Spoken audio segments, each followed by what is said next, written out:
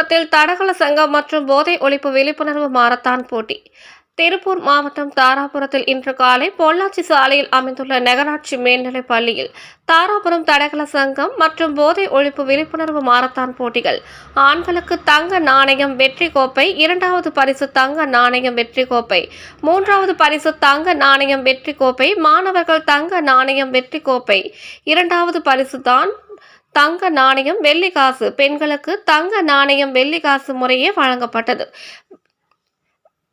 விதமான 10 கிலோமீட்டர் மற்றும் 6 கிலோமீட்டர் ஆண்களின் மூத்தோர் மற்றும் பள்ளி மாணவர்கள் 6 முதல் 12ஆம் வகுப்பு வரை உள்ள உறுப்பினர் ஒரு பிரிவினராகவும், பள்ளி மாணவியர் இல்லத்தரசிகள் உட்பட ஒரு பிரிவினராகவும் கலந்து கொண்ட மாரத்தான் போட்டியில் தாராபுரம் காவல்துறை கண்காணிப்பாளர் கலையரசன் கொடியசைத்து வைத்து துவக்கி வைத்தார். இதில் ஆண்கள் மூத்தோருக்கான மாரத்தான் போட்டியில் அகரம் பள்ளி நிர்வாகி தலைமை ஆசிரியருமான ஞான மனிதன் உட்பட 90க்கும் மேற்பட்டோர் 10 கிலோமீட்டர் தூரத்தை ஓடி வந்தனர்.